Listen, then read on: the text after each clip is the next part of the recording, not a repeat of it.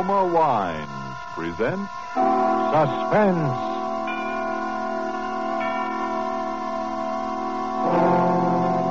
Roma Wines, made in California for enjoyment throughout the world. Salud. Your health, senor. Roma Wines toast the world.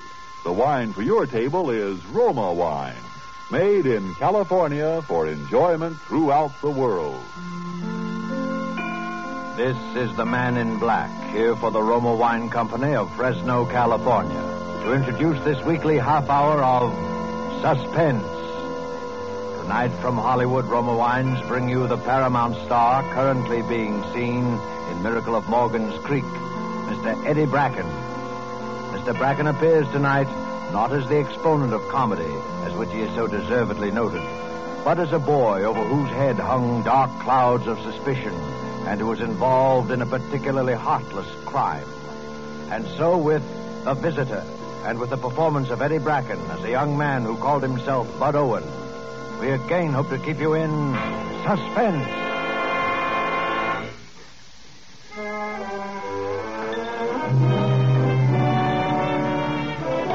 Hamburger steak, well done.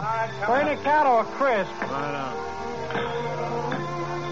It was around 2 o'clock on a Thursday afternoon. I was right in my usual groove, counting at Al's Coffee Pot, Route 22 out of Baltimore. Not a bad job for a green guy, $18 a week and my meals.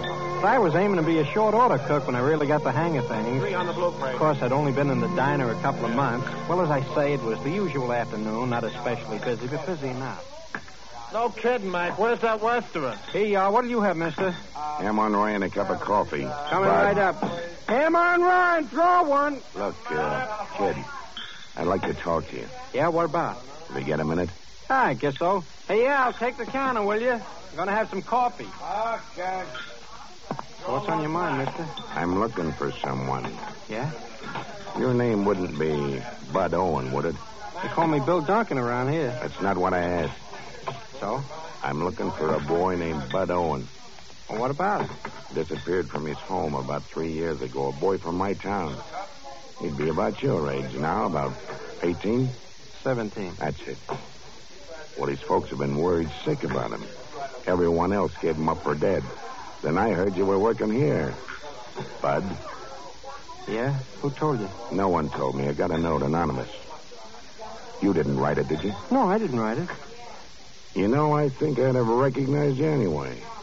You're a lot taller, of course, and you look older. Yeah, anyone would, wouldn't they? Same ears, though. I call them wings. That's a good one. Know who I am, of course. Max Burrow. Used to be chief of police. Oh, pleased to meet you again, Mr. Burrow. Well. Bud Owen. A lot of know-it-alls are sure going to be surprised. Surprised? At what? Why, to see you. Edgerton is certain to a man that you're feeding fishes off White's Pier. And when they see you, boy, I can't wait. Look, Mr. Burrow, just what is your proposition? Why, Bud, I want you to come home again with me. Oh? Of course, things have changed some in 3 years, but not too much. If you take it easy, if you have a friend to help you over the rough spots, you'll feel right back at home in no time. I see. This way, you're depriving yourself of everything a boy could want. Good home, lovely parents. Yeah, wealthy parents. You make it sound kind of nice at that, Mr. Burrow. And, Bud, did you know that your father has offered a $10,000 reward for anyone who finds you? No, I didn't know that. Don't you think you ought to come home, Bud? Maybe I should. And think of your folks. Think how your poor mother suffered. Yeah. Think how happy it'd make him. Well, Mr. Burrow, if you really think it'll be all right. Why, sure it will. It may be a little tough at first, all the excitement, people staring at you, but that won't last long. You got to expect some excitement. Oh, I suppose it was an event having a hometown boy drowned. Drowned, boy? They thought you were murdered.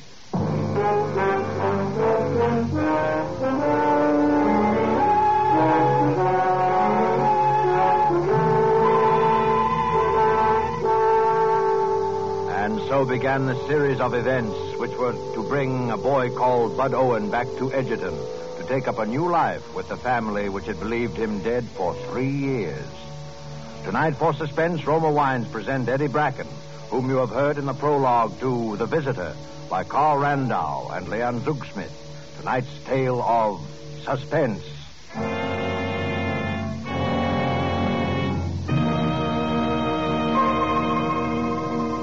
In this brief intermission in the play, let's imagine ourselves for a moment in a flower-garlanded Bermuda, seated on the terrace of the exclusive Coral Beach and Tennis Club.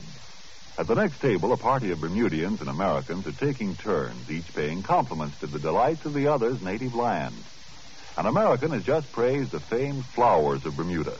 Then a Bermudian tops him with this. Among great American delights, he says, one of my favorites is right here on our table.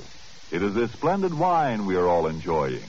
Bermuda imports it from the justly renowned wine districts of California. It is your internationally esteemed Roma wine.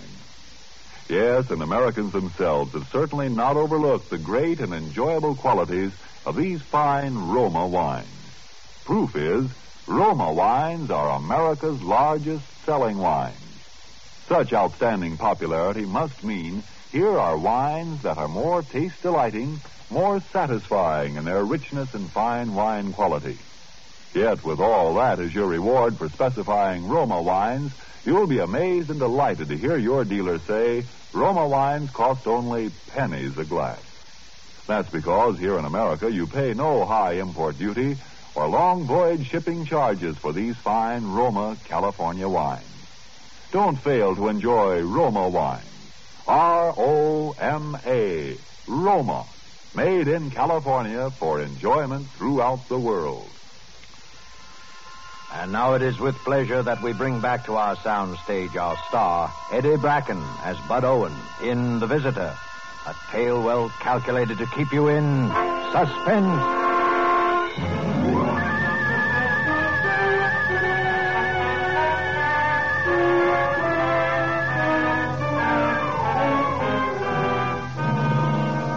After I talked to Mr. Burrell for an hour or so, the whole thing sounded pretty darn good.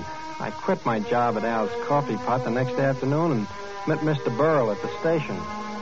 We took the 5 o'clock train for Edgerton. On the way, Mr. Burrell gave me the lowdown on what had been going on in the town for 3 years. How the town thought I was murdered and how my mother and David Cunningham, my stepfather, just wouldn't give up hope that I was still alive. And he told me how my mother hadn't changed anything in my room. She was so sure I'd come back. Although she bought new stuff for the rest of the house, new rugs and a couch, things like that. Mr. Burrell described it so plain I could almost see it. Well, by the time we got to Edgerton, I was feeling pretty sad for my mother. And when I stood on the dark front porch with Mr. Burrell, it was a peach of a warm summer night. I thought if I could make her happy, even if it was tough on me, it was worth a try.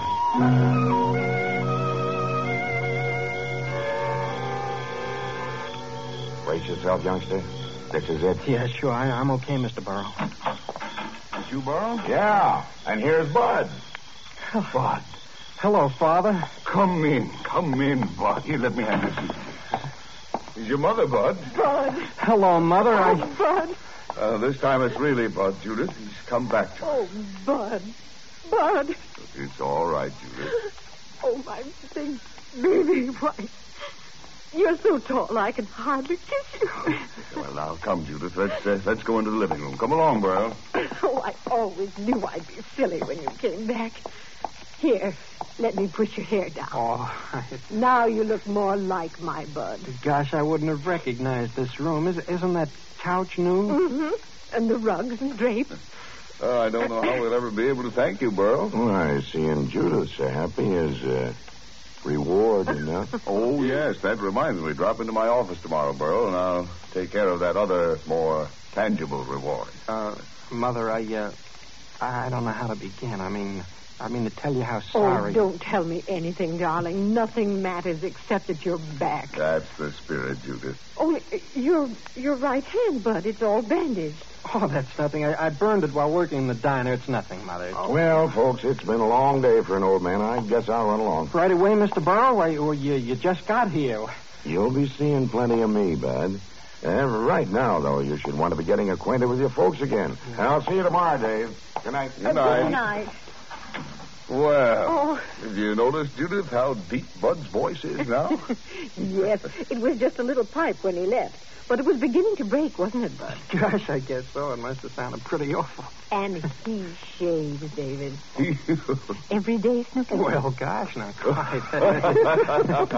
Really, David, I don't think that's so funny. Oh, that sounds like Ellen. Isn't that nice? Let her in, David. Yes. Ellen Woods, Why, who else, Bud? does she live next door? Why, of course, Bud. The Woods have always lived there. Hello, Ellen. Ellen, dear, we have such a surprise. Angel, it's simply fabulous. Let me kiss you, you love. Ouch, take it easy. Why, Bud, you're gigantic, a regular beanpole. Oh, Bud, I can't wait for Joe to see you. Joe? I called him as soon as I heard he's coming over here. It's all right, Mrs. Oh, Cunningham. of course, Ellen. I'd forgotten. It'll mean so much to Joe.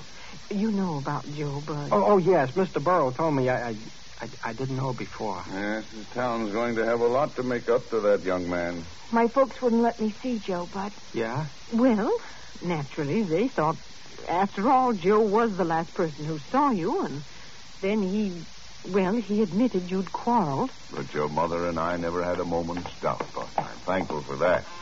Oh, that's Joe now. Joe, it's true. Bud's here. On the phone, I ran all the way. She said... You? Yeah, Joe, it's me. Yeah, guess it is.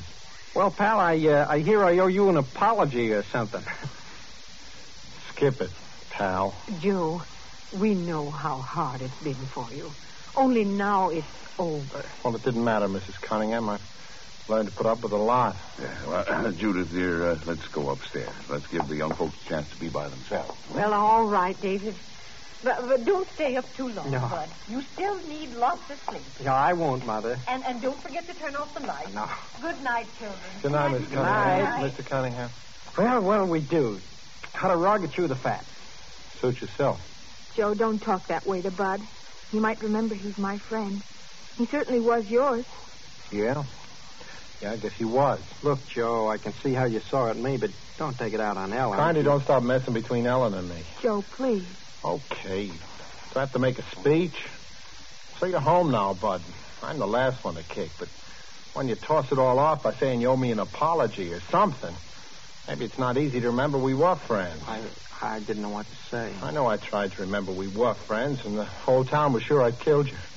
I tried to remember it when the draft board listed me as undesirable because they thought I was guilty. I even tried to remember we were friends when, for 3 years, people crossed the street so they wouldn't have to speak to me. People got up and walked out of the room when I came in, and they... Gosh, Joe, I didn't realize that. I am sorry, Joe, honest. Now listen, Joe. You should be the first one to walk around the town with Bud. Right tomorrow morning. And if you'd both like it, why, I'll go with you. Well, it's all right with Bud. Oh, is it? Boy, I'm going to need company. Then it's a date. Okay, no kidding, but I'm glad you're home, fella. No hard feelings? Oh, gosh, no, Joe. So long, Bud. Bye, Bud. So long. Bud, Yes, Mother? are you coming up to bed now, dear? Why, yeah, I might just as well. You know, Bud, I've been thinking. The funniest thing. What? What's that, Mother? Do you realize you never even asked about Trixie? Trixie? That's right, I didn't. After all, she was your dog. Oh. You know what they say about a boy and his dog. Poor thing, when you didn't come back, she just wandered off. Gee, that's tough, all right. And you didn't even ask about her. But I guess you can't be expected to remember everything. No, I guess I can't remember everything.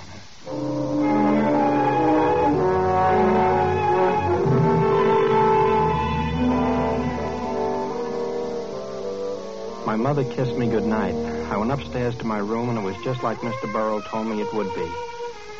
Everything seemed to have gone all right so far. I undressed and turned out the lights, but before I got into bed, I locked the door just in case.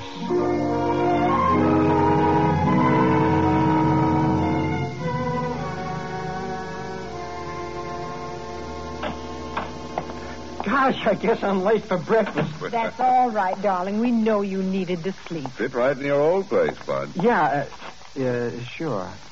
Well, your mother and I have been mooning over old pictures of you, son. Bud, except for the ears and something around the eyes, you've changed so that I can hardly recognize you. Look, here's the last picture before you went away. Why, it's almost frightening the way you've grown. Well, Judith, dear, you wouldn't want the boy to be a midget, would you? Well. Sure, he's taller, but look at the hair there and the way he stands. I sure was a goon, boy. You should have been glad to get rid of me. And look, Bud, what else I found. All your school compositions from the first grade on. Here's one you wrote on Alexander the Great. Ouch, Mother, don't be careless with those things. I'll die of blushing. Why, Bud, I think this was very good for your age. You were barely 14 when you wrote it. See, it's marked B, so it can't be so terrible. Your least little scribble is a great thing to your mother. Well, I'd better get off to the office. Drop in to see me if you have time, Bud. Why, sure, Father, I'll do that. Bye, Judith, honey. I'll be home for dinner. Goodbye, David. Now, how about some hot coffee, Bud? Yes, thanks. There, Snooky. Bud, there's something important I want to discuss with you. It's about my will. Your will? Well, you know how your father, David, was about my money, Bud. He never wanted to touch it or even to have me put him in my will. He's so proud about things like that, and I do have so much more than he ever will. Sure, I remember.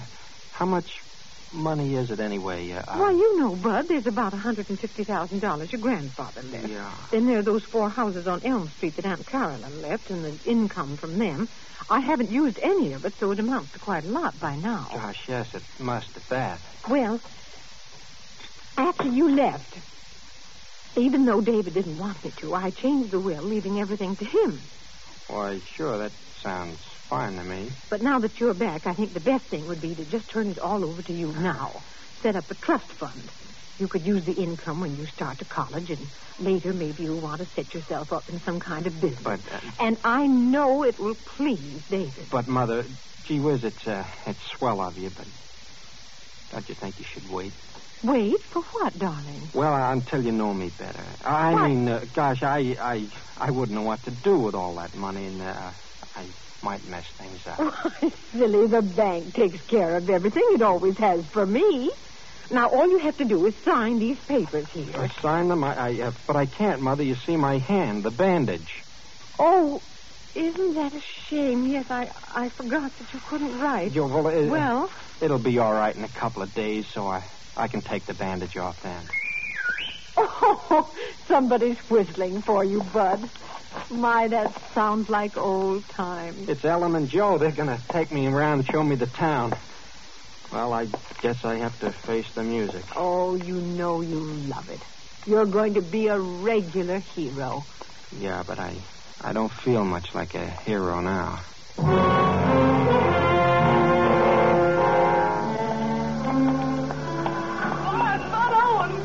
Now you're in for it, Bud. Oh, Bud, you're really real, and you've grown but divine. Hey, you're choking me. Oh, I've just been telling everybody you're back. It's too sensational. It's like having a new boy in town, and do we need some? Gosh, I shouldn't think you'd have any trouble. Why, you're cuter than ever. Oh, listen to him. He's got a line. Gee, he sends me. Is that something?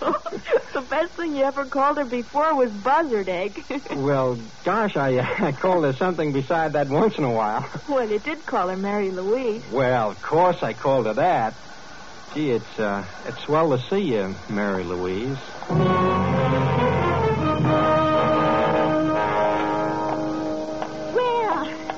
Bud Owen, you bad boy. Are you going to recognize me or aren't you? Sure, gee, it's good to see you. How are you anyway? Now, you're not too grown up to kiss old Mrs. Callahan the way you always did. Oh, I'll say I'm not Mrs. Callahan here. Why, I heated enough bottles for you and washed enough of your diapers, too, so don't let me catch you putting on airs. No, ma'am, I won't. Goodbye. Goodbye. What's the matter? Didn't you recognize her? Mrs. Callahan? Oh, of course I did. Why didn't you call her what you always used to? Couldn't you see she was sore? Well, I did. Bud, you used to call her Aunt Celie.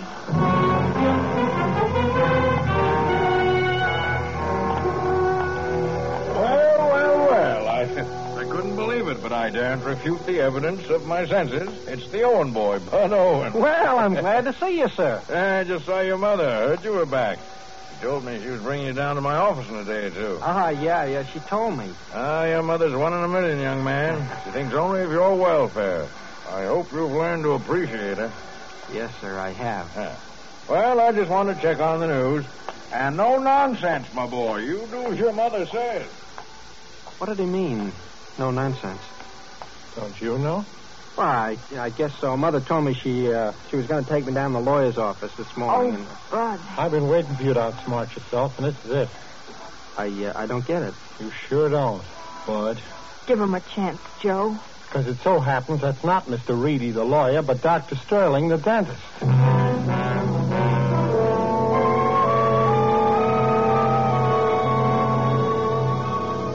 I talked fast, and Ellen took my side. And when we got Joe calmed down, I knew he was going to watch me like a hawk from then on. That afternoon, Ellen got the real snazzy idea of going to the beach. My father knocked off work and drove us down, sort of to celebrate my homecoming. It was really a hot day, so when we got there, the others made a beeline for the water, but I didn't because of my bandaged hand. I stayed around the beach club near the pool. When it began to get dark, we all dressed and went down to White's restaurant for seafood dinner. Then we walked out on the pier. The same pier where I was supposed to have been murdered. I remember I said something about taking the body back to where X marks the spot, and everybody laughed. Isn't it heavenly out here? Oh, gee, this breeze is swell. Well, Bud, looks like you and Joe are right back where you were 3 years ago. Yeah, I guess so, Father. Yeah, this railing is just where we stood, isn't it? When you and I had our fight? Yeah, about. What's that phobia people have looking down from tall buildings? I get it looking down at the water from up here. Oh, you shouldn't worry, Ellen. You swim like a fish. Now, me, I should really feel funny. About ready to go home, children? I don't want you to worry you. All right, Mr. Cunningham. It's been such a heavenly day. Bud, wait a minute. Come on, Joe. Wait, a couple things I want to talk to you about. Later, Joe, Ellen, and Father. Only take a minute. First, about your not being able to swim. But, Joe, you knew about that. I never learned. That was why... Sure. Everybody knew Bud Owen couldn't swim. That was why, when you disappeared, they thought I'd pushed you off the pier and you drowned. Joe, I don't get it. Can't you let bygones be bygones? Bud Owen couldn't swim. But this afternoon, when you thought we were all at a good, safe distance, I walked up the beach club looking for you, and I saw you swimming in the pool. But I learned. And your bandage was off. We'll start talking. Or do I have to do the talking? To the cops? Listen, Joe, you gotta wait. You gotta give me time. Now, don't get me wrong. No one in this town would be gladder to have Bud Owen come back than me. After all, I've taken plenty because he disappeared, but rather than let Mrs. Cunningham be fooled... That's what I mean, Joe. You gotta give me time to square things. Just a little time. You better move fast, brother. Joe, no matter what you think, you know I haven't hurt anybody. No, not yet. And if you give me time, nobody will be hurt. I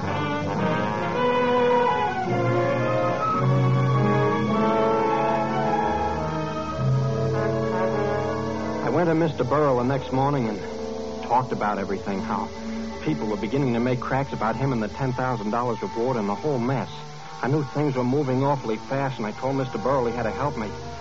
That night when she'd finished her coffee, my mother said she was awfully tired, and my father, David, saw her upstairs to bed.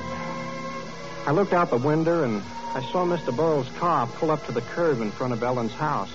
I knew he was going to do everything he could, but by this time I was scared.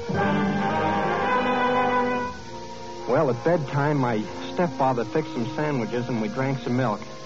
Then he came up to my room with me, and we sat down to talk. Well, I see your mother's been changing your room around. It's not bad. Oh, I guess women like to fuss around and so forth. That's a fact. And there's no use opposing them. Oh, I guess that's right. By the way, what's your real name? Bud Owen. You don't need to be afraid of me.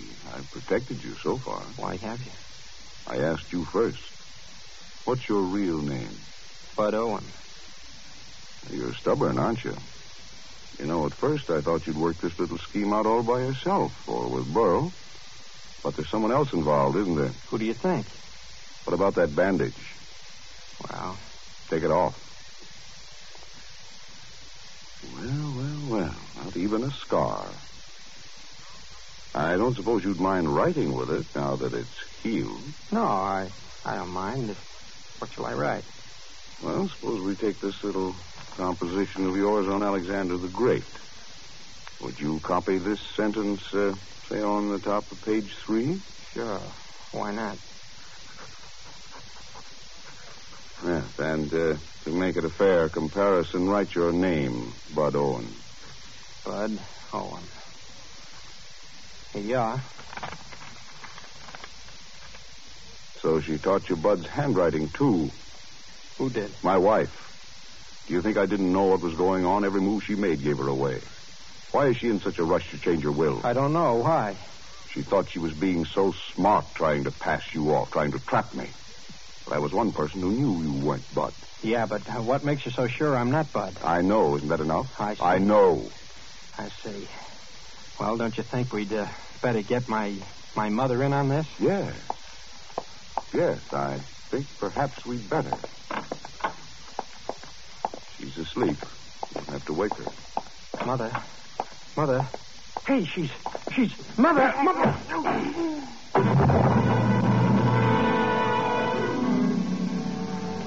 When I came to, I had an awful pain in the head. I was in my room in bed, and Ellen and Joe and Mr. Burrell were there. For a minute, I didn't know what had happened, and then I remembered. Mother. Where's my mother? She's all right, Bud. She's in the hospital. He gave her enough of those sleeping pills to kill a horse, but she's all right now. How do you feel, Bud? Oh, all right, I guess. Oh, it's a good thing you had us standing by tonight, son. Why, he had you trussed up like a turkey. He was going to hang you. Gee, Mr. Burrell, he must have been crazy. I guess he wanted to get us both out of the way before Mother could change that will. For crying out loud, Bud, why didn't you let me in on this? I thought... Gee, I hated to do it, Joe, honest. But I had to. Someone had to be the guinea pig. It was my idea, Joe. I sent the note to Mr. Burrell. I really found Bud in that hash house. Yeah, but if you'd let me in on it... We knew if Bud could fool you. If you thought he was a phony, he could fool everybody, even David Cunningham. You see, Joe, for 3 years I suspected that guy. He pushed me off the pier that night, but I was only a kid. I knew it'd be just his word against mine, so I ran away. I kept putting off coming home, but I swore that someday I'd trap him, and tonight I did. Because he said he knew I wasn't Bud Owen, I knew that he thought he'd kill me. You took one whale of a chance tonight, Bud. He'd framed you pretty. Another half hour, and we'd have found your mother dead, you strung up, and that suicide note you wrote propped up on the dresser. Yeah, a suicide note? Why, I just copied a sentence out of an old composition, something about Alexander the Great. Alexander the Great? Listen to this. It is terrible what awful crimes are done for greed and ambition. Signed, Bud Owen. Sure, you see? I was just writing... What? And I signed that? Holy...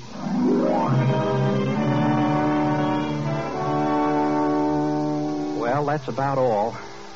I didn't know how my mother would take it, having my stepfather turn out to be such a heel, but once she got over the dope he'd slept her, she was fine, as happy as a lark over me.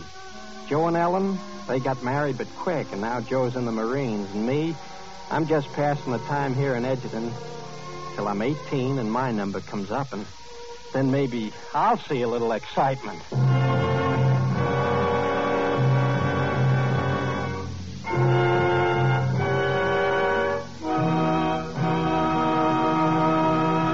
And so closes The Visitor, starring Eddie Bracken. Tonight's tale of Suspense. Suspense is produced by William Spear. Before Mr. Bracken returns to the microphone, here's a definition of yourself. Connoisseur, one competent to act as a critical judge of an art or in a matter of taste. That's what Webster says. So that makes you a wine connoisseur, because certainly you are competent to act as a critical judge of a wine's taste. Matter of fact, all you have to know to be a true wine connoisseur in the opinion of your friends and guests is a single word, Roma, R-O-M-A. To get the proof, make your own taste test of the tangy, appetizing Roma Sherry, the hearty, satisfying Roma Burgundy, the heavier, sweeter Roma Port, or any of the many different delicious Roma California wines. If your favorite dealer is temporarily out of the kind of Roma wine you prefer, ask for it again, please. Just be sure to say R-O-M-A, Roma wines, made in California for enjoyment throughout the world. This is Eddie Bracken, and this is one of those nights I'll certainly remember for a long time. I've always hoped, A, to be allowed to play a real, genuine dramatic role, and B, it's been an ambition of mine to get a crack at this show, Suspense, because, well, I think it's tops. The next 2 broadcasts in this series should be particularly interesting. I know I won't miss either of them because Orson Welles is going to star in that very thrilling story, Donovan's Brain, which will be done in 2 parts. 1 part next Thursday and part 2 the following week. And one more word, don't forget to buy some war bonds. Eddie Bracken will soon be seen in Paramount's Hail the Conquering Hero. Next Thursday, same time, you will hear Orson Welles in Suspense. Presented by Roma Wines, R-O-M-A, made in California for enjoyment throughout the world. This is CBS, the Columbia Broadcasting System.